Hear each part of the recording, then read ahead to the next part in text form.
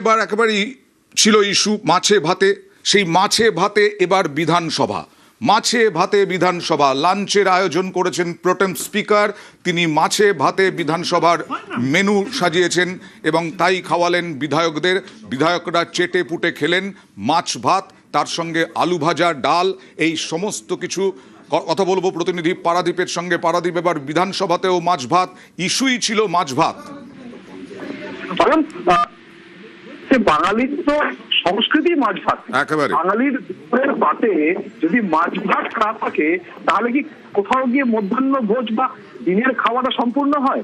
কিন্তু প্রাক নির্বাচনী পর্যায়ে আমরা বারে বারে দেখেছি যে এই মাছ ভাতকে ইস্যু করেই বারে বারে রাজ্য রাজনীতি উত্তাল হয়েছিল।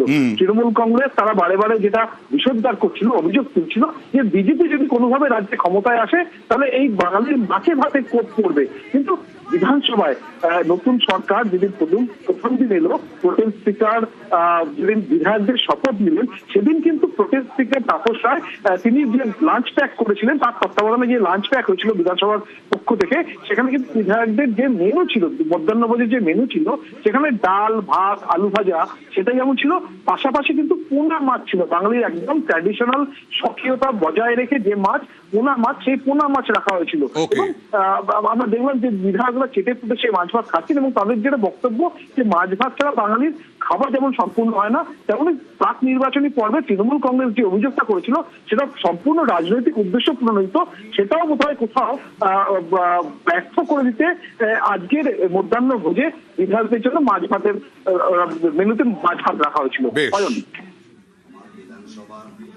আমাকে যেমন প্রচারের মধ্যেও মাছ নিয়ে দেখা গেছিল, আমি প্রত্যেক দিন কার্যকর্তাদের সাথে যখন মিলিত হতাম দুপুরের খাবারে মাছ ভাত খেতাম। মাছ ছাড়া আমার খুব একটা চলে না। আমি সপ্তাহে দুদিন আমার আস্থার জায়গা, বিশ্বাসের জায়গা থেকে নিরামিষ খাই বটে, কিন্তু সেই দুটো দিন আমার কাছে খুব কষ্টের। মায়ের বকাঝকা দিয়ে নিরামিষটা খেতে হয়, কিন্তু আমি খুব একটা নিরামিষ আসি নয়।